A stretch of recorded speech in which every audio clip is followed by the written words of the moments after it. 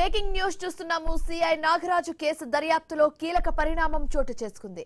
SIT విచారణకు సంబంధించి AP హైకోర్టును అధికారులు ఆశ్రయించడం ఆసక్తిగా మారింది. ఇప్పుడు విచారణ ప్రక్రియలో మార్పులు కోరుతూ సిట్ లంచ్ మోషన్ పిటిషన్ దాఖలు చేసింది. దీంతో హైకోర్టు నిర్ణయం ఆధారంగానే తదుపరి విచారణ కొనసాగుతున్న పరిస్థితి నెలకొంది. ఈ కేసులో రాజమండ్రి సెంట్రల్ జైలు వద్ద ఉత్కంఠభరిత వాతావరణం నెలకొంది. సిట్ అధికారులు, నిందితుడి తరఫున న్యాయవాదులు, ప్రభుత్వ తరఫున న్యాయవాదులు జైలుకు చేరుకున్నారు.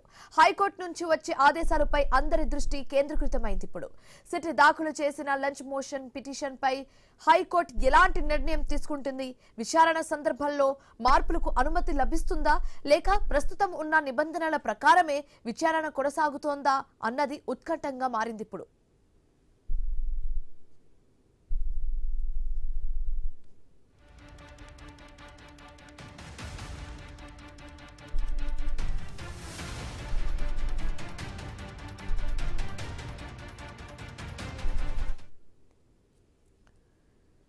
సిఐ నాగరాజు కేసు దర్యాప్తులో కీలక పరిణామం చోటు చేసుకుంది. సిట్ విచారణకు సంబంధించి ఏపీ హైకోర్టును అధికారులు ఆశ్రయించడం ఆసక్తికరంగా మారింది.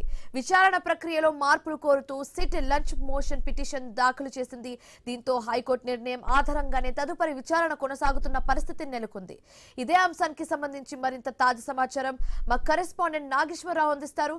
నాగేశ్వరరావు, విషయాన్ని విజయవాడలో సంచలనం సృష్టించిన సాయి కృష్ణకి సంబంధించి కస్టడీ మృతి కేసు దర్యాప్తు అయితే ఒక కీలక దశకు చేరుకుంటున్న నేపథ్యం ఉంది. ఈ కేసులో అరెస్ట్ అయి రాజమండ్రి సెంట్రల్ జైల్లో ఉన్న సస్పెండ్ అయిన సిఐ నాగరాజును విచారించేందుకు సిట్ అధికారులు అయితే సిద్ధమయ్యారు. అయితే విచారణ ప్రక్రియకు సంబంధించిన నిబంధనలో మార్పు కోరుతూ ఏపీ హైకోర్టును సిట్ ఆశ్రయించింది. అయితే లంచ్ మోషన్ పిటిషన్ దాఖలు చేసి కోర్టు అనుమతి కోరింది. అదేవిధంగా హైకోర్టు తీర్పు ఆధారంగానే జైల్లో విచారణ చేపట్టనున్నట్లుగా అయితే తెలుస్తుంది. అయితే మరోవైపు రాజమండ్రి సెంట్రల్ జైలు వద్ద ఏదైతే తీవ్ర ఉత్కంఠంగా వాతావరణం నెలకొన్న పరిస్థితి అయితే ఉంది. అయితే సిట్ అధికారులు, సిఐ నాగరాజు తరపు న్యాయవాదులు, బాధిత కుటుంబ తరపు న్యాయవాదులు కూడా జైలుకు చేరుకున్న పరిస్థితి అయితే ఉంది. దీంతో ఈ కేసులో తదుపరి పరిణామాలపై అయితే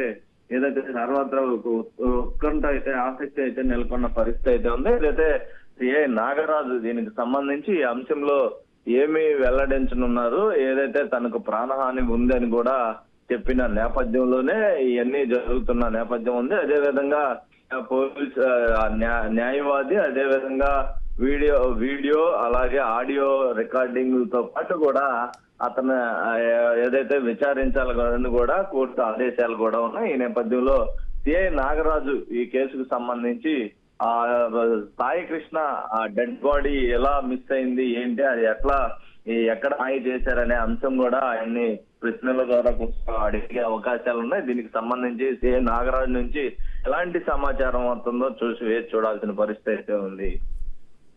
right, thanks for the updates Nageswararao.